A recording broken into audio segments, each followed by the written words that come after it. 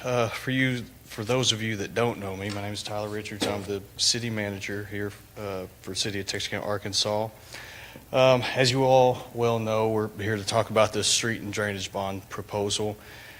The purpose of these town hall meetings, the most important goal to us as the city is that you voters be fully informed on this proposal, fully informed of the issues at hand that are prompting this. We want our citizens to fully understand the issues that we're facing, the funding that's coming into the city, where those funds currently go, and what it's going to take for us to address our infrastructure needs.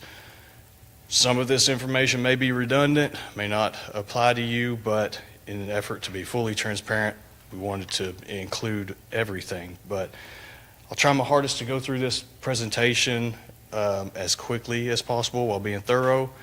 I want to allow some time for y'all to ask questions if you have any.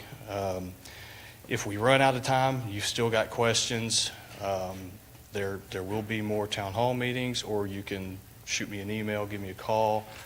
Tracy Lee, our Public Works Director, is here. You can also chat with her. She could answer any of your questions as well. So if you think of a question while I'm going through this presentation, try to write it down or remember it so that you can ask that at the end. All right. Oh, I guess I got to turn this on, don't I? Okay. So for those of you that don't know, a bond is, to put it in simple terminology, it's a form of debt. Municipal bonds are typically a low interest form of debt that allows for cities to get to fund large projects that normally they wouldn't be able to with the funds that they currently have. Bonds are normally supported by some guaranteed form of revenue. In our case here, what we're proposing is a property tax. So the improvements for this bond include street rehabilitation, of course. With that street rehab, you could see, it's going to depend on the road, of course, but you could see some safety upgrades, whether that be signals, lighting, sidewalks, that sort of thing. Also with this, you'll see a third question on the ballot that is a drainage bond. With that will contain some creek cleaning or clearing and dredging of those creeks. So the necessity of the bond, like I said, this bond will provide upfront funding that normally would take us approximately 20 years to complete all of these projects on the list. We're proposing this because the city's facing some revenue constraints. We don't foresee any increase in the revenues that we're bringing in the near future. And these projects were needed long ago. You all drive our streets, you all see our drainage infrastructure, some of the flooding that we have. I would label our revenue constraints as it pertains to street and drainage infrastructure to be a twofold issue. Number one, we have the problem of a sustainable revenue source. For many decades now, we've been underfunded. The property taxes you paid towards streets were very, very little, and that has put us well behind in our infrastructure needs. So we've got the sustainable revenue issue, but we're so far behind now that we need a large influx of capital in order to catch back up. So if you hear me talk about a sustainable resource, that's money that we have guaranteed coming in each year, and then the large capital influx would be addressed with this bond. So I know question on many of your minds were, where are my current taxes going? I'm trying to break this down for you as best possible. In order to understand where your taxes go, it'd be helpful to know where all of our revenue comes from first. So you see a pie chart there. The majority of our revenue comes from sales tax, and I'll go into more detail on some of these in the next couple of slides. But and please keep in mind, these are round numbers. They're close, but they're not exact. I didn't figure there was any need in putting down to the exact dollar on here to confuse things. But if you are ever interested in those exact numbers, I'm more than happy to sit down or have a phone conversation and go through some exact numbers and some exact line items. But our largest contributor, the sales tax, it accounts for about 39% of our revenue at $13.5 million. And then refuse at 17%. Refuse is what you pay, that's your trash bill. That accounts for $5.8 million. The property tax that we're talking about today is 12% of $4.1 million. State turnback, these are funds that we get from the state, whether that be strictly for roads or other things. That's 11%, 3.9. Franchise receipts at 10%. And franchise receipts are fees that the utility companies have to pay the city in order to use their right-of-way to install those utilities. So, in just a quick note on that refuse item, it looks like we're bringing in a good amount from that trash bill, but 4.7 of that immediately goes back out to pay the waste haulers that we have under contract, and also to pay the landfill fees. So there's not much on top of there to fund additional things there in Public Works. So to talk a little bit about our largest contributor, sales tax, it's distributed to three entities. The 10.25% goes to the majority, goes to the state, and then county and city. Our portion at the city is 1.5% of that 10.25. And I'm sure you're all familiar with the state income tax exemption. Our sales tax is already, it's 2% higher than our neighbor there on the Texas side, and it can make retail development difficult and other things. But in order for you all to, and myself as well, to receive that exemption, an additional sales tax amount has to go to the state. So the state's implemented additional percentage on top of what they normally would collect in order to try to recoup some of those funds that they lose in the income tax exemption. So in all, for sales tax, the city collects about $13.5 million a year. And just to put that into perspective on how far that goes, the combined police and fire budget is about $16.4 million. So we need the entire sales tax amount plus an additional about $3 million just to fund police and fire, and that doesn't even account for Public Works, Finance, Animal Control, all the other departments we need. And that's not necessarily how it's broken out and where the money goes to or anything. That's just to put it into perspective for you. Now, property tax. Arkansas works off of a millage basis. So your property is taxed at 57.4 mills. And that is also distributed to three entities. You've got the school district, which receives the largest portion at 68%, the county, and then the city has 21% of that. Of the property tax that you pay, 3.1% of that is designated to streets. So very little is actually designated to streets on your property tax bill. And in total, city collects about $4 million in property tax, and about $780,000 or so of that is designated to streets. Okay, so just to give you a little bit of a breakdown of the property tax, the average property in Texarkana is assessed at $162,700. 57.4 mills of that is $1,867.80. That would be your property tax bill on a property worth that much. That's the average for Texarkana. Of that 57.4 mills, I showed you the breakout in the previous slide, what goes where. The city gets 12.3 of that. And then of that, 1.8 mills is for streets. So on your property tax bill, out of that $1,900, only about $60 of that is actually going to streets. And that number is just as of 2024. So I talked a little bit earlier about that sustainable revenue source. Prior to 24, the designated amount for streets was 0.3 mills.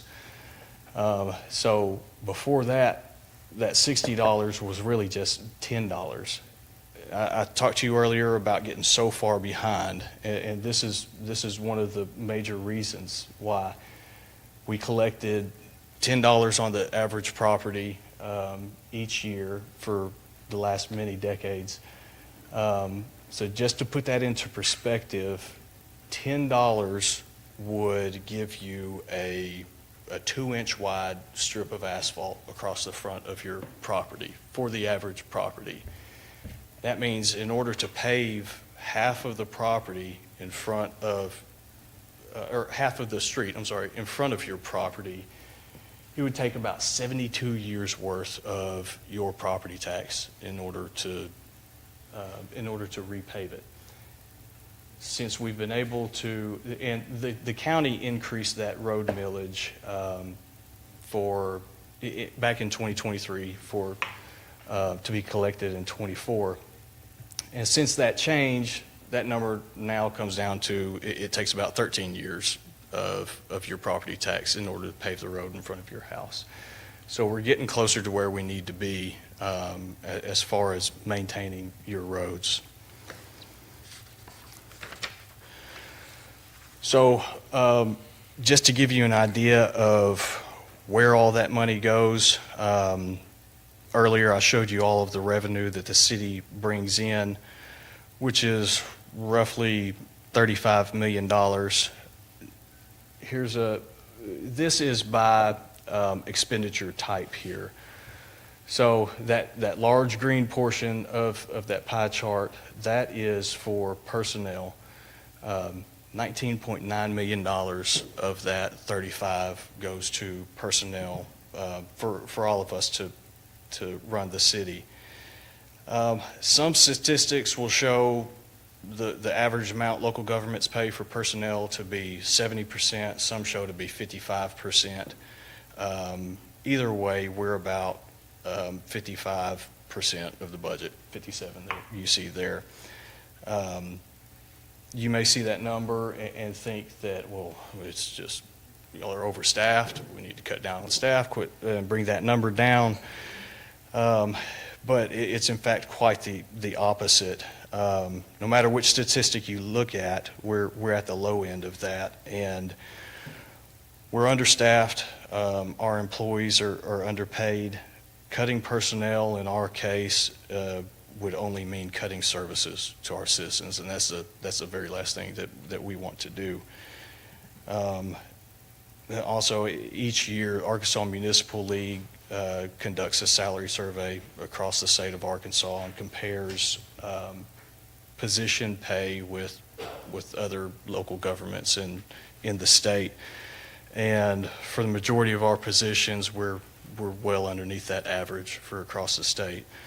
And so we utilize that survey to make sure, you know, we're attracting quality personnel. We're keeping up with the other communities in the state of Arkansas. So I've heard a few times just here recently, why property tax? What are the other options for for funding this bond. So I figured I'd go over a few of those. The first one is fuel tax, and to be honest, that was the first thing that came to mind, but as soon as we started digging into that, we found that the state prohibits local governments or cities or counties from imposing a fuel tax. So that's out the window immediately. The next one is sales tax. We already pay 2% more than our neighboring community here on the Texas side. That makes it extremely difficult to attract retail for economic development.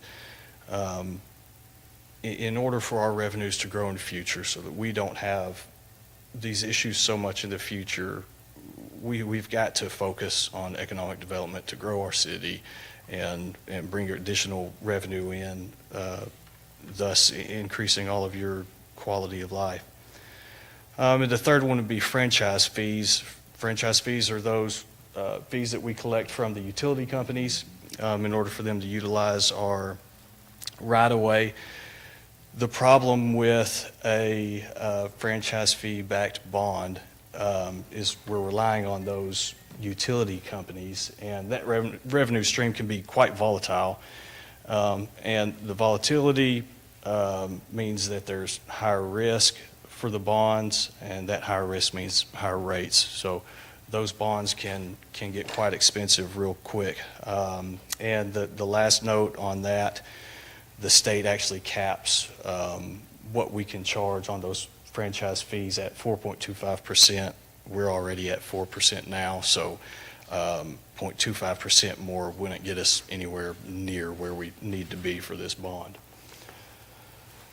So I know all of you want to know how much these taxes are going to increase. So you've got two parts of your property tax.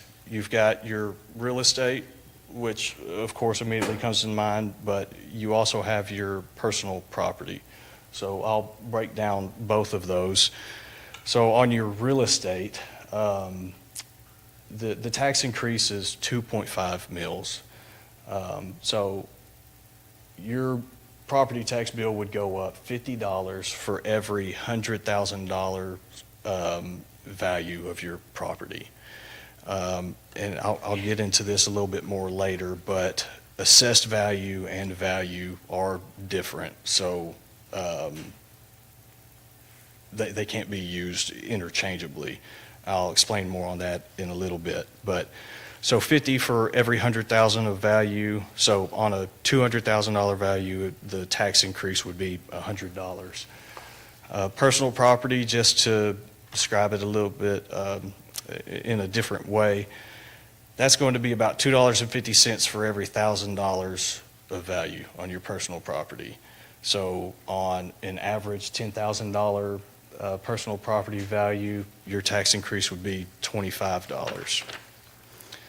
I've got some additional examples here, kind of combining the two. For real estate property value of $100,000, personal property at $30,000, you're looking at $65. Real estate at $300,000, personal property at $50,000, the increase would be $175, and then real estate at $500,000 and personal property at $70,000, the increase would be $285. So those are just a few examples that maybe you could relate your personal situation to. And just to compare property taxes a little bit, Texas does it slightly different than Arkansas. Arkansas is still on a millage basis. Texas is on a percentage basis. But when I was telling you about assessed value and property value are technically two different things.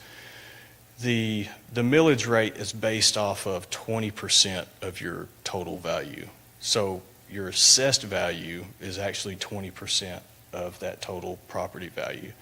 So you take your property value times 20%, and that's what your assessed value is, and that's what you base the rate of 57.4 mils on. So I put up there a little property tax calculation for you, formula. You've got your total value, 20% times the millage rate.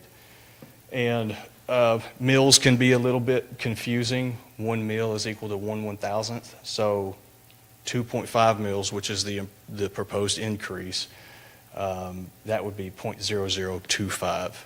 So then you take that 0.0025 times the total value times the 20%, and that's how you get your tax increase.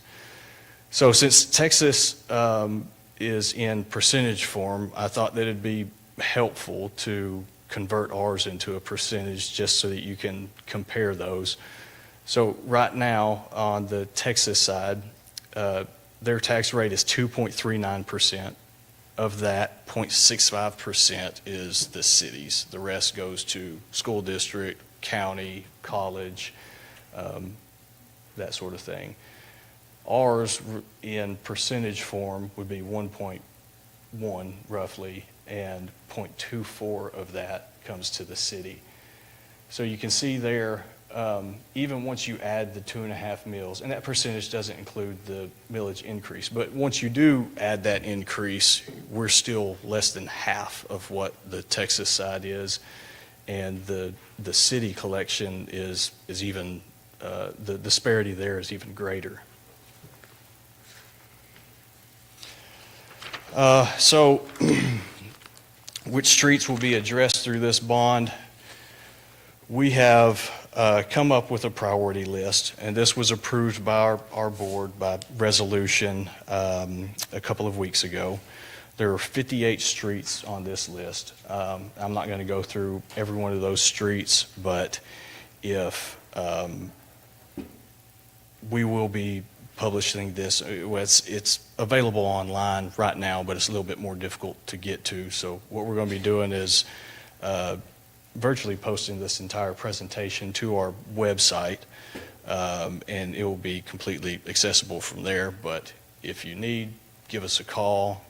Tracy or myself or Heather or Jenny can get you this list. So of these 58 streets, if this bond issue were to fail, it would take us about 21 years to complete this entire list. And I don't know about you, but that seems like a very long time to me, because I know some of you are thinking that your street is on this list, and it's not even in the top 58, so it would take even longer to get to your street. But I'm trying to be as positive as possible, and if your street is not on this list, it only means that we're getting closer to that point. I wish we could do 200 streets with these bond funds, but we're limited to the amount that we can produce with this bond, and we don't want to impose excessive taxes. We want to be as least burdensome to our citizens as possible. Now, I know I've talked a lot about streets on this, but I don't want to forget that some drainage is included in this as well. We've got $5 million proposed for drainage in this. And back 3 or 4 years ago, I don't recall, we completed a study on Nix Creek, which Nix Creek is the main outsource of our drainage water in the city. So anything we do in Nix Creek is going to benefit the entire city. We hope to get all of Nix Creek cleared and dredged, and once we get past that, we'll go up into Jones Creek. I don't feel like this money would get us much further than that, though. The drainage projects are very difficult to estimate how much you can get done. That business is a bit volatile. We'll have to see once the projects are bid out, but it's much more difficult to estimate how much that's going to cost as opposed to the road projects. So in order to produce this list, we went out to a third-party consultant, and the city conducts a street study every 3 to 5 years. We try to update it every 3 to 5 years. And this is done in order to eliminate any bias, favor, or differences in opinions. The third-party consultant comes in, collects all the data, puts everything into a formula to spit out the prioritization list. So the street study consists of them coming in. They do an entire survey of all of our city-maintained roads.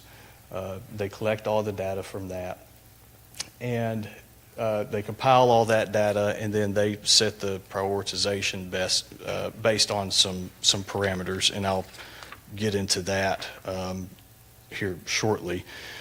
But one of those, well, I'll get into that now. The priority score is based on three different things: your street condition, the street classification, or you can think of that as traffic volume, and a cost-benefit analysis. Street condition is by far the highest weighted parameter there at 56%. So the consultant comes in and they utilize a process that is an international standard. It's called ASTM D6433 if anyone is actually interested in that. But this is a standard that's used more than just throughout the United States. It's used internationally. And they come in, and there's 20 different distress types in pavement that this process utilizes, from the smallest of cracks in the pavement to large base failures. It covers the full realm. Each of these distresses are documented, and then they're all compiled to assign a pavement condition index, which is nothing more than a pavement score from 0 to 100, 0 being the worst, 100 being the best, of course. And those are broken down into small sections of road. One thing I wanted to ensure is, we've got some of our longer roads. Take Jefferson Avenue, for instance. We've done some recent work to it. Between 9th and 18th, we've got a brand new road, but beyond that point, it gets pretty rough. So if you assign a score based on the entire road length, you're not really getting a true picture of the condition of that road. So these scores are broken down into small sections of that road, so you can break apart the projects and do what is truly necessary. And then your street classification, we've got 5 classifications: major arterial, minor arterial, collectors, service, and local. Each of those are assigned a score, major arterial being the highest, local being the lowest, and that accounts for about 22% of the overall score. And then a cost-benefit analysis, which it compares the cost of the project with different treatment types to the benefit of life extension. So how long we're extending the life of that pavement based on the amount of money we're having to put into it. That accounts for 22% of the score as well. So those are all, I'm missing part of my presentation. So those are all combined to spit out a priority score, and that's exactly how our priority list is created. So there's no employee is going in there and creating this list. It's all data driven and non-biased. So I wanted to talk to you a little bit about the process for voting. You're going to see 3 questions on the ballot, and the first question on the ballot is the most important. So I've talked to you about the tax increase you're going to see is 2.5 mils. What you're going to see, well, no, you're fine. I don't need it. I just had notes on it anyways. Thank you. What you're going to see on the ballot is 5 mils in a lot of places. The reason for that is we did this exact same thing this street and drainage bond proposal. We did this in 2012. At that point, we levied 2.5 mills. The state allows a maximum of 5 mills on property tax to be issued in debt for the city.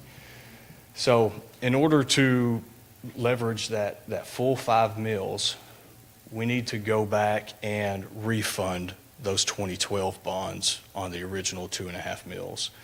And there's, I believe, 2,375,000 left on that.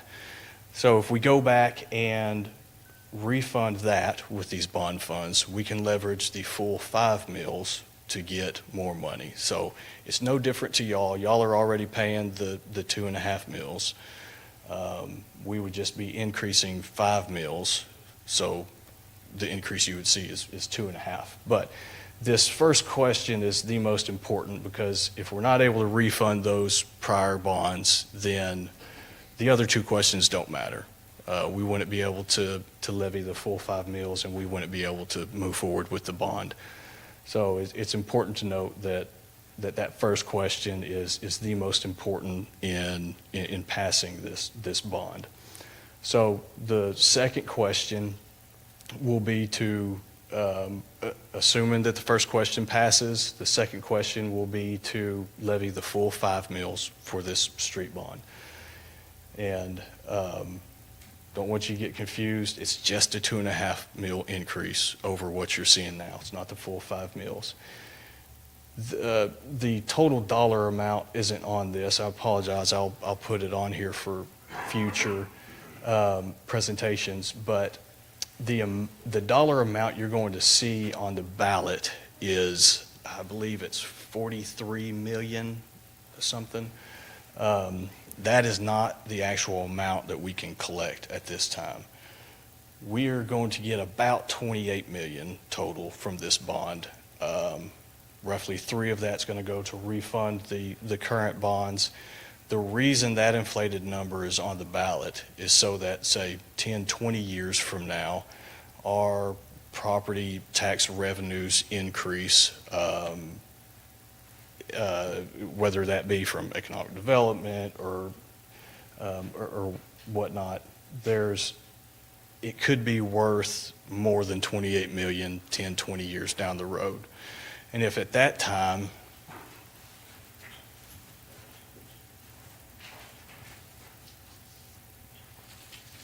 yes, thank you. At that time, we could go out and we could collect the additional amount it's worth. It doesn't change your taxes. You're still being taxed the same exact amount. It's just worth a different amount in 10, 20 years as opposed to right now. So that's why you'll see the inflated number on the ballot. And then the third question is for the drainage improvements. You're going to see about $5 million on that one. But what we can realistically collect on that is 3 or 4, not the full 5. But it's the same thing. Years down the road, it could be worth an additional amount, so we could collect that additional amount at that point. So just to show you what the ballot is going to look, this is exactly what you're going to see when you go vote. You've got question 1, the refunding of the bonds, vote for or against. And you'll see there, okay, so it's the amount to refund is $2,375,000. You'll see it there written in that first question. Like I said, if we don't pass that first question, doesn't matter what the outcome is of the next 2. We wouldn't be able to proceed with the bonds. Question 2 is for the street improvements. The number there is $41,925,000. Remember, that's inflated. We expect to collect about 28 million on this. And then question 3 shows $5,350,000 for the drainage bonds.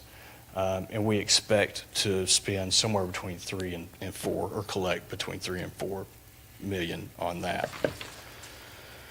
So I encourage each of you to go out and vote. Like I said at the beginning, the most important part of this, to the city, to all of the employees, to the directors on the board is we want you fully informed. We don't want any questions unanswered. That's why we're conducting all these town hall meetings. You're more than welcome to come to more meetings. We're virtually going to have one every Tuesday and Thursday from now until early voting starts. If you have any questions on where those will be, just give us a call. We'll let you know. We'll try to keep updating our social media and our website with all those dates and times. But early voting starts November 12th. It'll be the 12th through the 14th and Monday the 17th from 8 a.m. to 4:30. And that will be right across the road here at American Legion. If you want to wait till Election Day itself, that's Tuesday, November 18th from 7:30 to 7:30. And those polling places are shown there. We've got 6 different polling places: Sugar Hill United Methodist Church, Central Baptist Church, Cornerstone Baptist Church, Rondo Methodist, Highland Church of Christ, and Bridging the Gaps of Arkansas. And we will try to post these things regularly on our social media and website and as many places as we can to get the information out. And all of the town hall meetings aren't on this list. Some of them were scheduled after we developed this, but we're about the third line down now at that town hall meeting. The next one is going to be tomorrow, and that is all of Ward 1.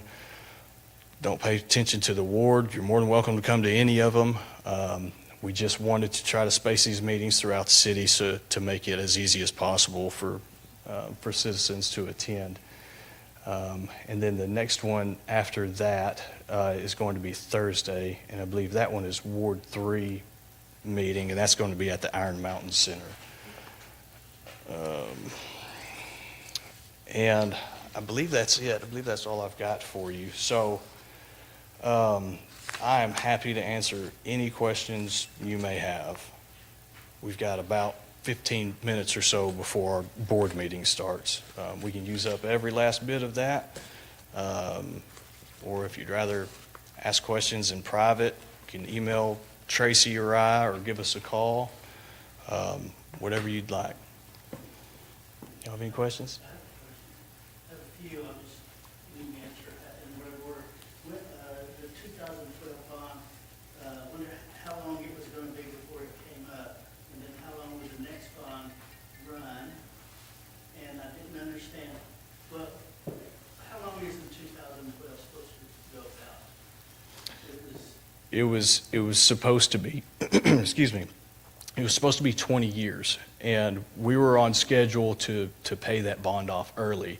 So the funds that we collect from the bond are, well, I'm sorry, let me repeat your question just in case anybody missed it. Mr. Peavy asked when were the 2012 bonds scheduled to be paid off, and also the term on these bonds, correct? If it didn't pass the first one, it seemed like there would be a second one that you could give a 2.5 on top of the one that's there. Yes, but that based on the 2.5 gets us very, very little. Because it's different levying 2.5 on top of what we already have. I'm just saying that would be, if it did fail, it would be a secondary, second best. We don't have that choice. The state doesn't grant us that choice. My other question is on the water. I've been, many, many times. If you just clean it out, it's just gonna put more water downstream faster, and it's still not retaining any water. So basically, you're getting water from north of town to south of town, and potentially you're gonna flood your own building over there if you get that 6-inch rain and there's nowhere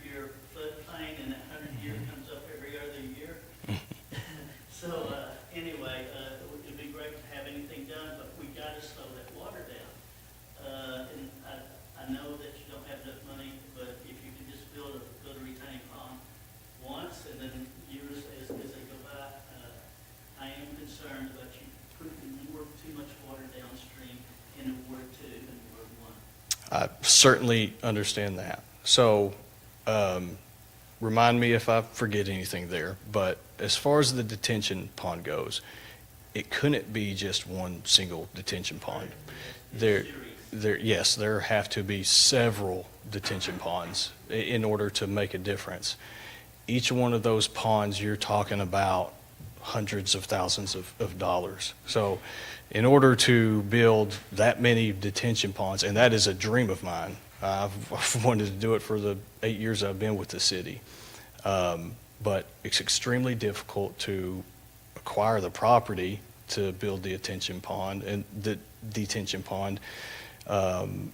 then fund the project itself. That's one large constraint is property, because you've got to have a large area. You have World Park, which is already set up where you could. With all of the property that we have at Edwarl Park, there's still not enough to detain water off of Nix Creek. There's too much water going through Nix Creek in order to detain. You have to actually go out to its tributaries, detain water from there before it reaches Nix Creek. So Edwarl Park wouldn't possibly be an option. You could, for the one tributary that is off of Edwarl Park, you could do something with that, but not on Nix Creek itself. Now, as far as you're concerned about putting water downstream faster, that's completely understandable. There's a happy medium there. You get too much growth, too many trees, you're slowing water down, backing water up. You eliminate all of that. You speed water up. You speed up erosion. There's a happy medium there. What I can tell you is that the growth that's in Nix Creek right now is excessive. And you have to be careful about cutting back too much, or else you destabilize your banks. Then you're fighting erosion. All that erosion is collected downstream, and then you've got dams downstream. So drainage is a very, very tricky, it's a tricky battle. And there's a happy medium, which is why we rely on the engineering studies on these things. We rely on the advice of the professionals. And I'm not saying I'm against anything, I'm just Yeah. saying that's a very big concern. Yes, absolutely. Did I answer everything? You did good, and you did good on your presentation. No, yeah, thanks. Now, I don't think I finished those 2012 bonds. I believe were 20-year bonds, and they were going to be paid off early. I believe they were projected. Sheena, do you know, was it 3 more years? So 7. Okay, they were projected to be paid off. Well, that'd be 32. But so, just like the 2012 bond, we're only able to collect a certain projected amount on these bonds. Any additional amount collected above what our payments are, they go directly to the bond to pay it off early. We don't get to keep that money because the projections on what we're able to collect are based on, I believe, a 90 or 95% collection rate. So if we come in higher than that, we collect more, that just immediately goes to the bonds to pay them off. It doesn't go into the cities. Is your worst case that you'd have to wait 2 more years and then you could do the same thing again? No, it's going to be longer than that before those bonds are paid off. I thought you said 27. You say she's 7 years. 7 more years. Okay. Yes, It'd be well I'm off. sorry. Yes, it's still going to be a little bit. Yes, sir. All right. Yes, ma'am. I agree with Mr. Peavy, you did an excellent job explaining everything. I do just want to clarify, in order for this to pass, we need to vote yes for all 3. Yes. 1, 2, and 3. Yes, ma'am. Gives you a yes, but without a yes on 1, 2 and 3 don't matter. Correct. Yes, we have to have a 4 vote on 1 or yes in order to proceed with the bonds. And then obviously the next 2, we'd have to have 4 votes in order to proceed. That first question is the most important. The next 2 don't matter. For doing these and for making sure people have an opportunity to educate themselves. Yes, ma'am. Thank you.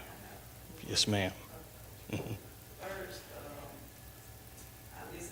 I saw the list Mhm. It's all around me, the streets. Okay. The streets. So, You talking about around Clay Pit Road? yes, Okay. because you got Sammy Lane on there. Mhm. You got full length. Mhm. Sammy Lane is also straight down from me. You know, you got Mhm. Sammy Lane go across over there, but Sammy Lane is the dead end for me, like, you know, you pass my house. Yeah, Clay Pit turns into Sammy Lane after University. So that, Right. does that intersect there, or that's just? I'll have to go back and look. So these projects, yeah, I put limits on there because they're not necessarily the full length.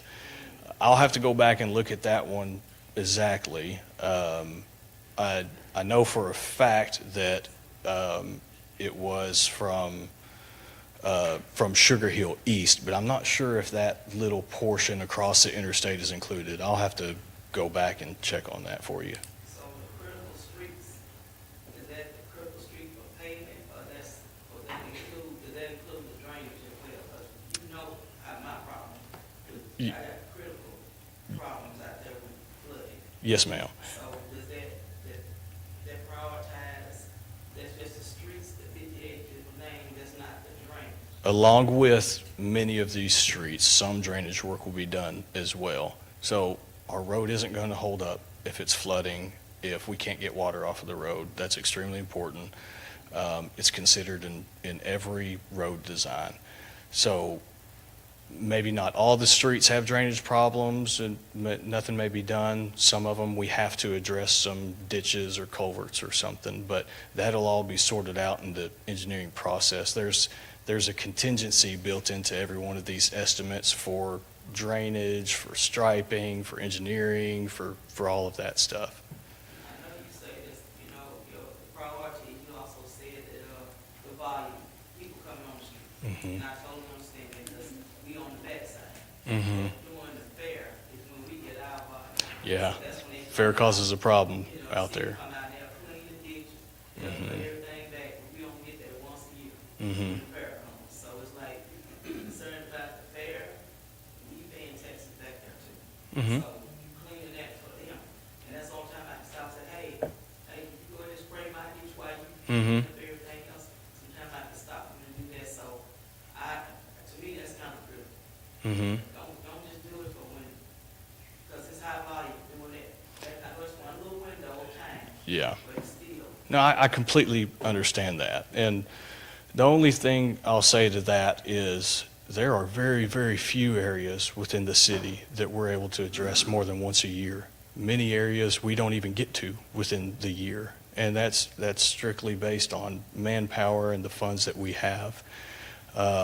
So even if the fair weren't there, even if we didn't come out during the fair or just before to do that work, more than likely, we would not be out there more than once a year anyways. And that's just due to the manpower and the funds that we have currently. Anything else? Well, that was easier than I thought. I thought you'd have more for me. I just, you know, once you said my street went in there, I just wanted to. I- 'cause I understand. A lot of bad blood back there. I know it. That drainage from across 49. Mhm. Coming over there, and I feel like something should be done where everything should drain over there Mhm. on our property. Yes, ma'am. Yeah, like I said, I'll get with Tracy and take a look at it and see what's going on. Okay? All right, we've got a few more minutes. Anybody else have questions? You know, I just wanted to make one point that I think was made in the previous Board of Directors meeting, that when you start using this money to fix the 58 streets, Mhm. getting to whatever you're spending on street repair now would go to streets that are Correct. down on the list. So even if your street is not on the list, you'll get to it faster. than Right. freeing up. Right. And I thought that was a really good point. Yes, absolutely. Thank you for bringing that up because, the 28 million that we collect on these bond funds, that frees up all the other money that we have to go out and focus on some of these other roads that aren't on the list. And we're not going out and doing any major repair to any of these roads that are on the list.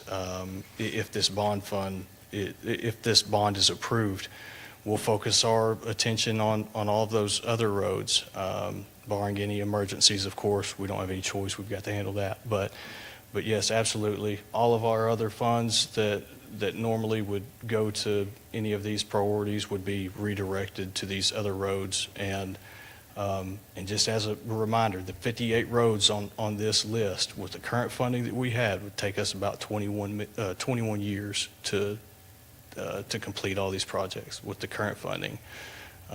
So if your street's not on this list and we approve this bond, it only means we're getting closer to it. If the bonds aren't approved, it's going to be greater than 21 years before it's actually done.